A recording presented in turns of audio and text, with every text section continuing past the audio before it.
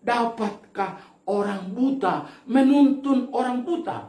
Bukankah keduanya akan jatuh ke dalam lubang?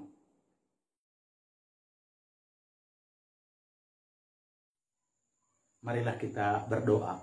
Damai sejahtera yang melampaui segala akal, yang datangnya daripada Kristus Yesus Tuhan kita, kiranya menyertai hati, pikiran, perasaan, dan seluruh hidup saudara saat mendengarkan sabdanya hari ini. Amin. Firman Tuhan untuk kita minggu ini diambil dari Lukas 6 ayat 39 sampai ayat yang ke-42. Demikianlah bunyi firman Tuhan. Yesus mengatakan pula suatu perumpamaan kepada mereka. Dapatkah orang buta menuntun orang buta? Bukankah keduanya akan jatuh ke dalam lubang? Seorang murid tidak lebih daripada gurunya. Tetapi barang siapa yang telah tamat pelajarannya akan sama dengan gurunya. Mengapakah engkau melihat selumbar di dalam mata saudaramu, sedangkan balok di dalam matamu sendiri tidak engkau ketahui? Bagaimanakah engkau dapat berkata kepada saudaramu, saudara, biarlah aku mengeluarkan selumbar yang ada di dalam matamu, padahal balok yang ada di dalam matamu tidak engkau lihat. Hai orang munafik, keluarkanlah dahulu balok dari matamu, maka engkau akan melihat dengan jelas untuk mengeluarkan selumbar itu dari mata saudaramu. Sejauh demikian firman Tuhan. Kita yang berbahagia adalah orang-orang yang mendengarkan firman-Nya, merenungkan, melaksanakan dalam hidup kita hari lepas sehari. Shalom. Horace Lawrence Kremin memberi definisi pendidikan Kristen sebagai suatu usaha manusia dan ilahi yang bertujuan secara sistematis dan teruji waktu untuk membagikan pengetahuan, nilai, sikap, keterampilan, kepekaan, dan tingkah laku yang konsisten dengan iman Kristen.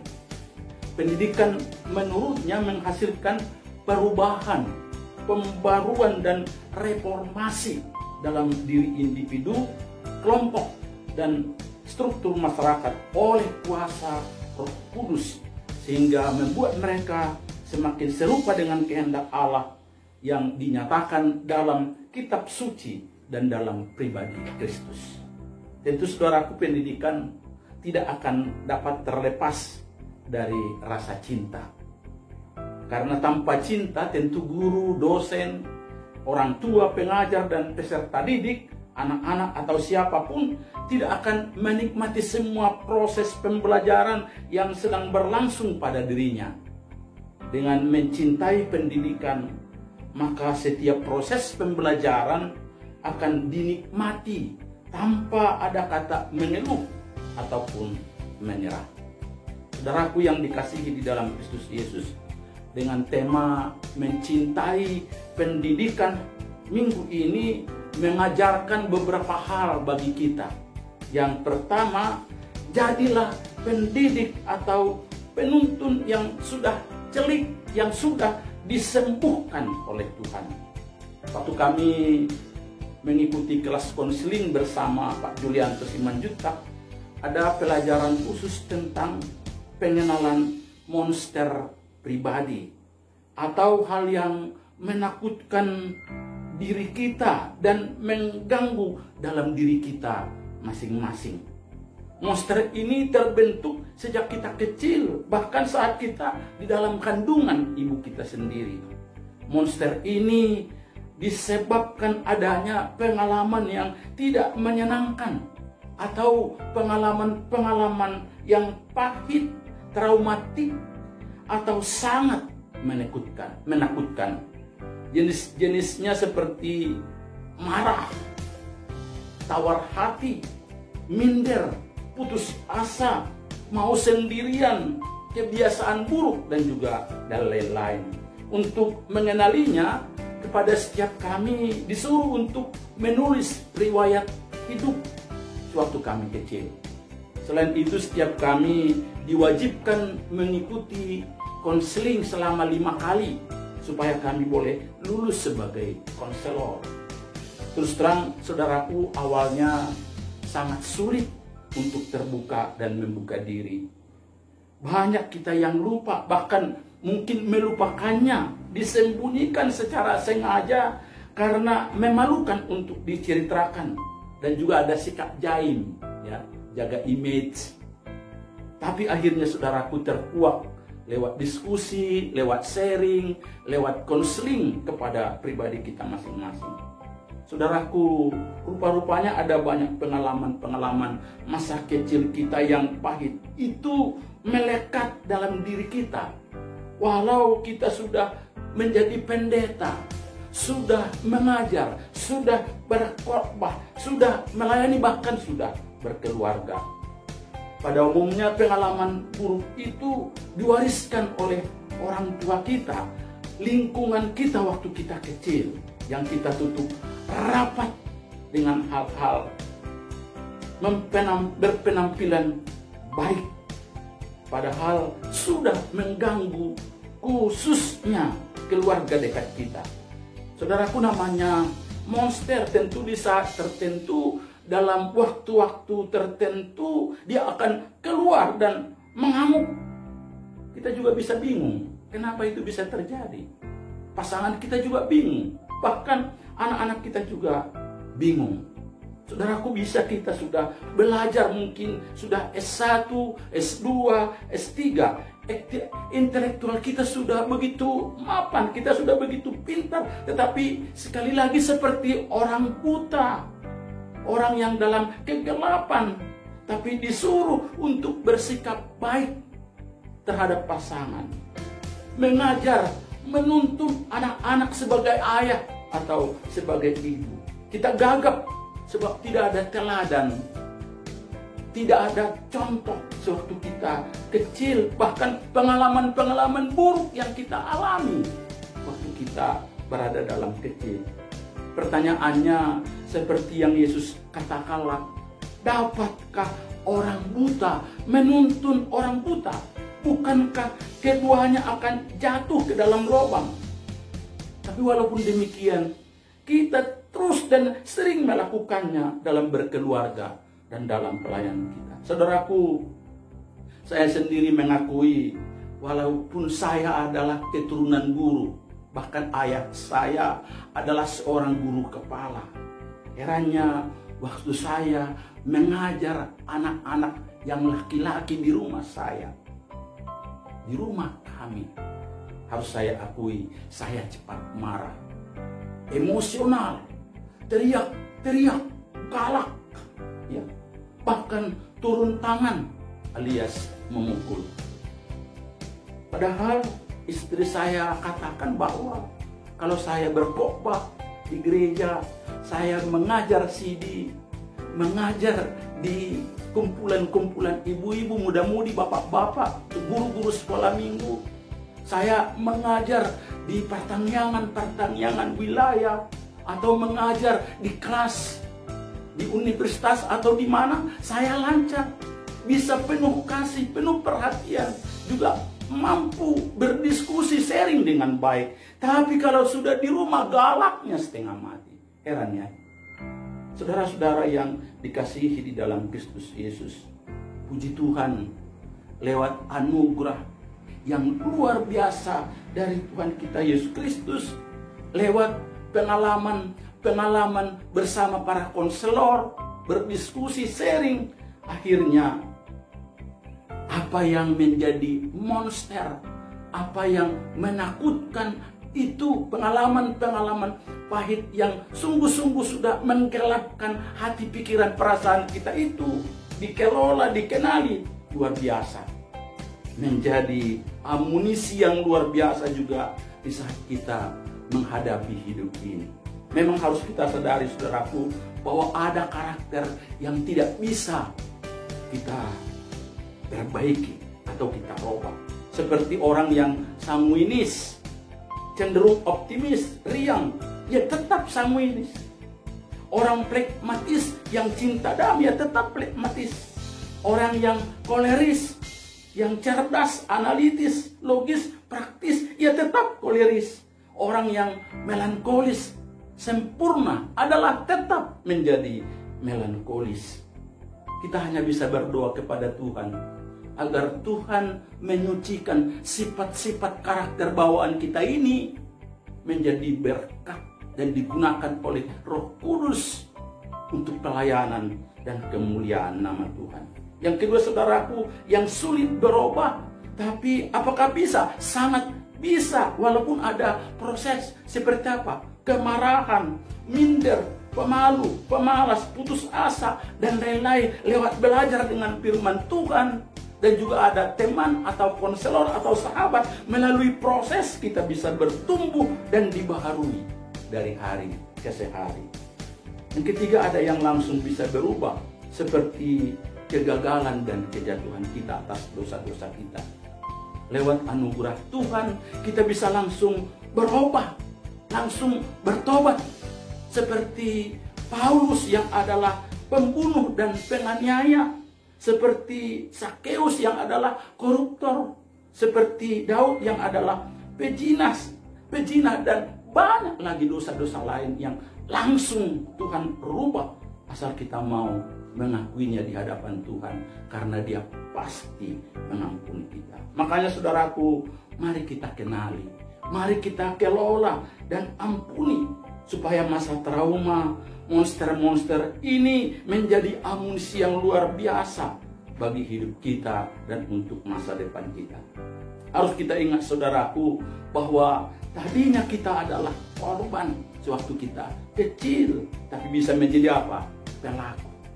Artinya masa lalu itu, monster itu, luka-luka batin itu, jika tidak dikelola, tidak dibereskan dengan Tuhan, diri sendiri dan orang lain atau orang tua kita, kita pasti akan menjadi pelaku. Pasti akan menjadi pelaku atas anak dan cucu kita kemudian. Tetapi sebaliknya, oleh kuasa firman Tuhan, adanya konselor yang baik, kuasa darah Yesus dan Roh Kudus, kita bisa menjadi apa? Agen perubahan, menciptakan masyarakat baru milik Kristus. Itu jangan salahkan ayahmu, jangan salahkan bundamu, opungmu, kakekmu, nenekmu. Katakan cukup sampai di diri kita saja. Jangan kita wariskan kepada anak cucu kita. Kita sudah celik, sudah diterangi oleh firman Tuhan, dan saatnya kita sekarang menuntun anak-anak kita, melayani penuh kasih baik di rumah dan juga di luaran. Itulah sebabnya, saudaraku, saya sendiri rela dan mau minta maaf kepada anak-anak saya, agar mereka kelak tidak berbuat seperti kesalahan yang saya buat kepada mereka. Dan saya berharap karena mereka sudah celik, sudah diterangi oleh firman Tuhan, sehingga mereka juga nanti mendidik, membesarkan, dan hidup rukun dalam keluarga mereka masing-masing sesuai dengan apa yang Tuhan rindukan dalam hidup mereka. Yang kedua, saudaraku, bersedia menjadi murid serta belajar dengan sungguh. Sekali lagi, bersedia menjadi murid serta belajar dengan sungguh. Pada awal perjumpaan Yesus dengan para murid, mereka adalah orang kasar, kurang pintar, buta, koruptor, penjahat, dan dari berbagai profesi. Tetapi saat mereka meninggalkan kehidupan lama mereka berkomitmen dan bersedia menjadi murid pengikut Yesus yang setia, dan hidup bersama dengan Tuhan Yesus selama 3,5 tahun. Alkitab mencatat bahwa akhirnya mereka berubah, dibaharui menjadi dewasa, bahkan menjadi sama dengan gurunya, layak diutus menjadi agen-agen perubahan dunia ini. Dan kita melihat mereka sungguh berhasil. Hal ini terjadi menurut Pak Julianto karena Yesus mengenali karakter para muridnya dengan baik. Dia sangat mengerti setiap sikap dan perkataan murid-muridnya. Pemahaman psikologi Yesus sangat mendalam dan luas atas murid-muridnya.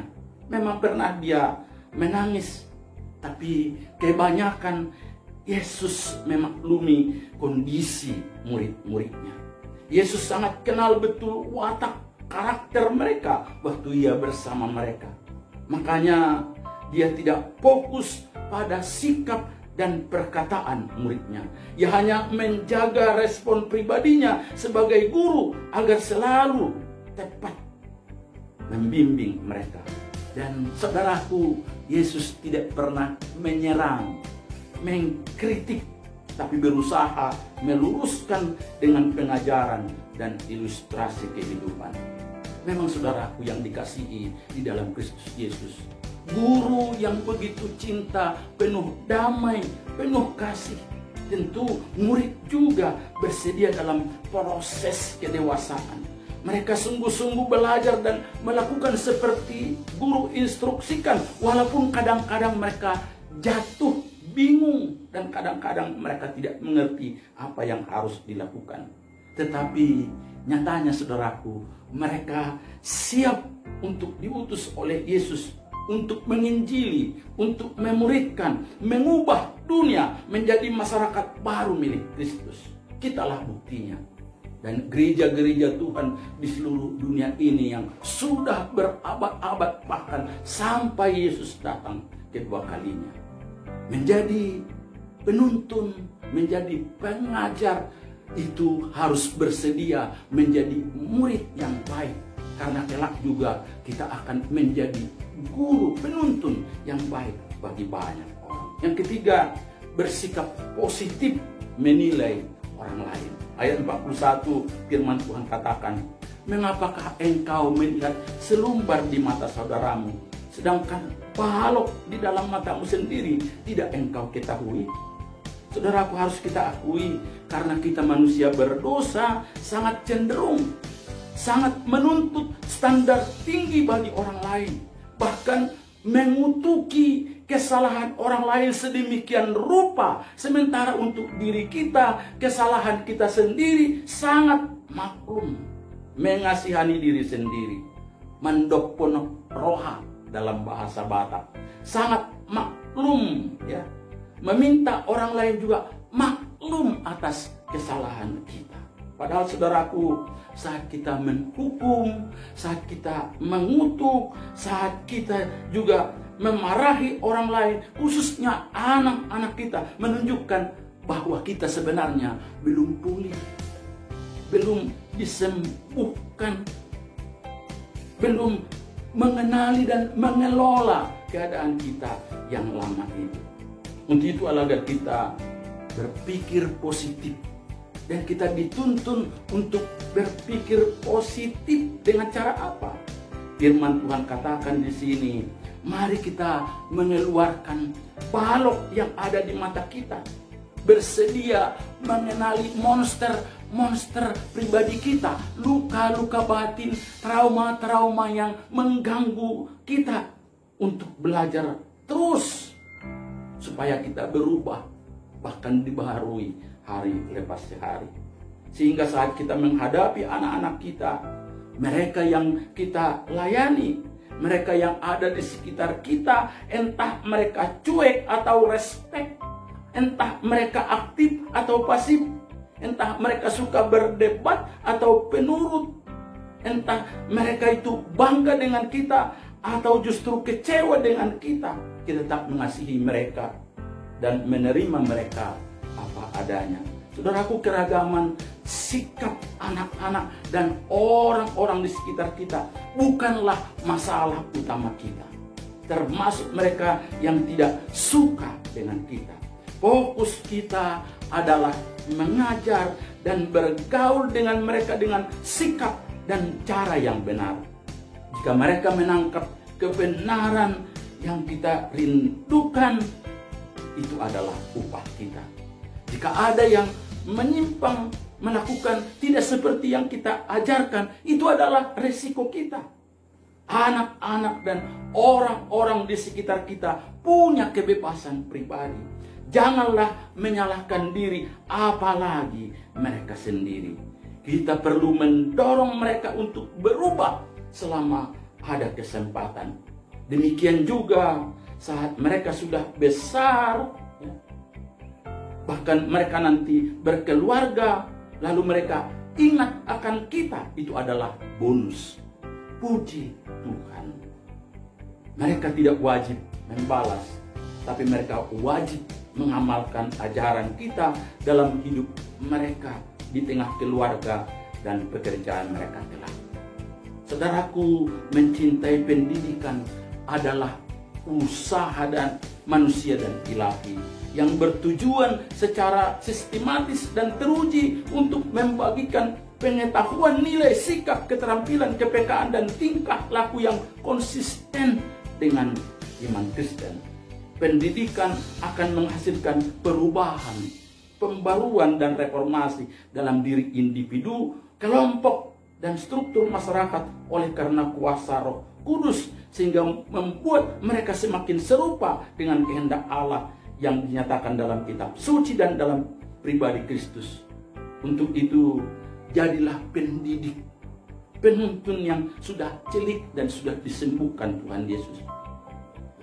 Marilah kita belajar dengan sungguh-sungguh sehingga kita layak menjadi guru yang handal. Mari kita kembangkan sikap positif. Jangan suka melihat kesalahan atau kekurangan orang lain. Akhirnya, marilah kita orang yang bertanggung jawab kepada Tuhan yang telah memanggil kita sebagai ayah, sebagai ibu, sebagai pendidik dan pengajar. Menunggu suaranya berkata, "Baik sekali perbuatanmu itu, hai hambaku yang baik dan setia. Engkau telah setia dalam perkara kecil. Aku akan memberikan kepadamu tanggung jawab dalam perkara yang besar. Masuklah dan turutlah dalam kebahagiaan Tuhan." Tuhan Yesus memberkati. Amin.